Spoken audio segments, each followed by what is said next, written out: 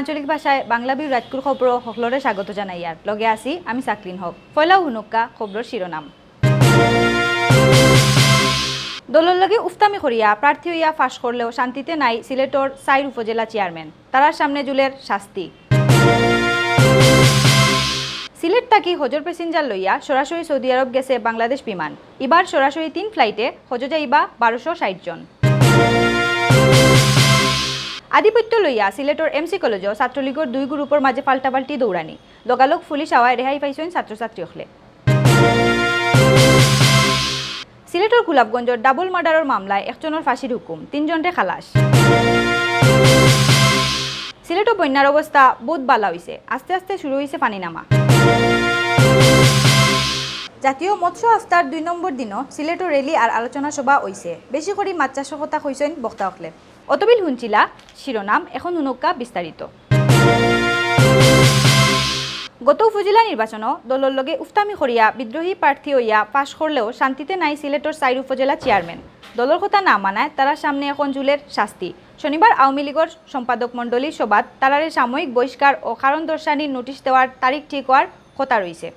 শাস্তির সামনে খারাইল চেয়ারম্যান হল ওইলা কোম্পানিগঞ্জ উপজেলা চেয়ারম্যান শামীম আহমদ গোয়াইনঘাটর চেয়ারম্যান ফারুক আহমদ জৈন্তাপুরের কামাল আহমদ আর ফেন্সুগঞ্জের নুরুল ইসলাম গত নির্বাচনও আওয়ামী লীগের প্রার্থী জাহাঙ্গীর আলমরে আড়াইয়া শামীম আহমদ গোলাম কিবরিয়া হেলালরে আড়াইয়া ফারুক আহমদ লিয়াকত আলীরে আড়াইয়া কামাল আহমদ আর শাহ মুজিবুর রহমান জকনকে আড়াইয়া নুরুল ইসলাম চেয়ারম্যান নির্বাচিত ওইসলা সিলেট থাকি হজর প্যাসেঞ্জার লইয়া বাংলাদেশ বিমানের একটা ফ্লাইট আই সৌদি আরব গেছে এবার সিলেট থাকি হজর প্যাসেঞ্জার লইয়া সরাসরি 3টা ফ্লাইট যাইব বৃহস্পতিবার মাদানে 418 জন প্যাসেঞ্জার লইয়া বিমানের ফ্লাইটটা সৌদি আরবের জেদ্দাত গেছে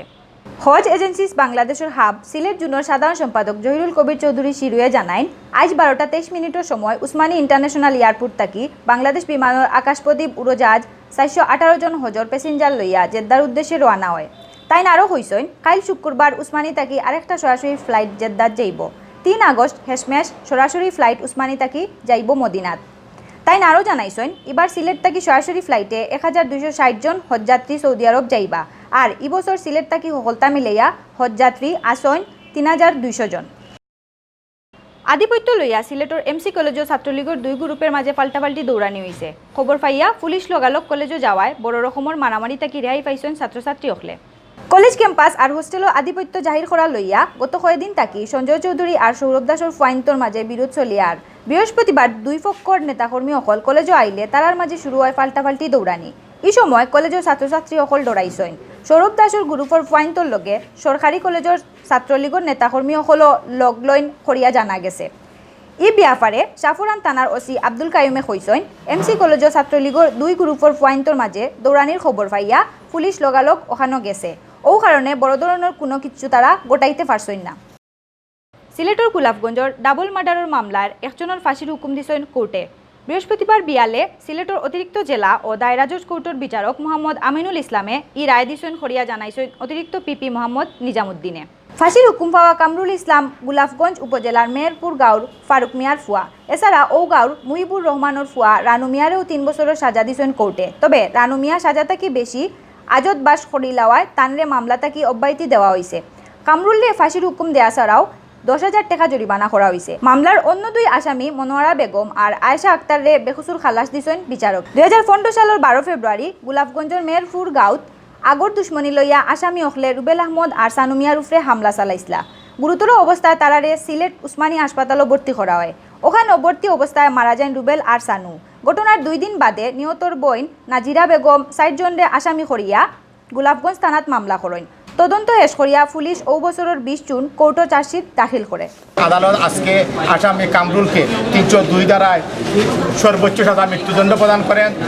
এবং আরও 10,000 টাকা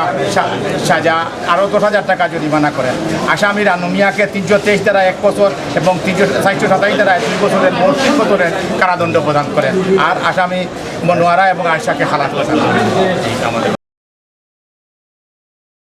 সিলেটও বন্যার অবস্থা বহুতটা বালা হয়েছে আস্তে আস্তে বন্যার পানি নামা শুরু হয়েছে সুরমা কুশিয়ারা সহ সকল গাঙ্গর পানিও কমা শুরু হয়েছে মেঘ না হইলে সামনের 2-1 দিনে পানি বহুত এলাকা থাকি একবারেও নামি যাইতে পারে করিয়া জানাইছেন ডিসি অফিসের কর্মকর্তা হলে সিলেটের প্রধান গাং সুরমা আর কুশিয়ারার পানি বহুত কমলেও এখনও বিপদসীমার উফরে দি মারের। তবে কয়েকদিন থাকি গাঙ্গর পানি কমায় আস্তে আস্তে মানুষের গড়বাড়ি তাকিও পানি নামা শুরু হয়েছে।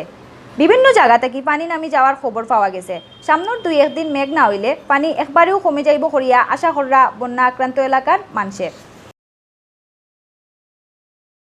জাতীয় মৎস্য হপ্তার 2 নম্বর দিনও সিলেটু রেলি আর আলোচনা সভা হইছে। আলোচনা সভাত বক্তা হলে বেশি করে মাছ চাষ করার কথা কইছেন। বৃহস্পতিবার বিয়ান 10টাত ডিসি অফিসের সামনে থাকি রেলি বার করে সিলেট জেলা মৎস্য দপ্তরে। রেলি কয়েকটা রাস্তা ঘুরিয়া জেলা পরিষদে গিয়া সভাত মিলছে। অত সময় শুনছিলা বাংলাভিউ রাইটকুর খবর। আগামীকাল হিব্বার নয়া খবর লইয়া আইমু আপনার সামনে। লগে থাকার লাগি ধন্যবাদ।